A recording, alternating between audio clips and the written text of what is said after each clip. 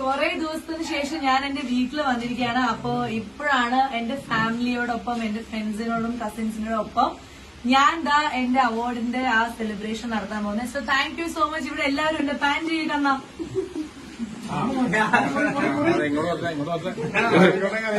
എന്റെ അമ്മായിമാർ, അമ്മാവന്മാർ, അനിയന്മാർ, ചേട്ടന്മാർ, ചേച്ചിമാർ എല്ലാവരും ഉണ്ട്. സോ എല്ലാവർക്കും താങ്ക് യു.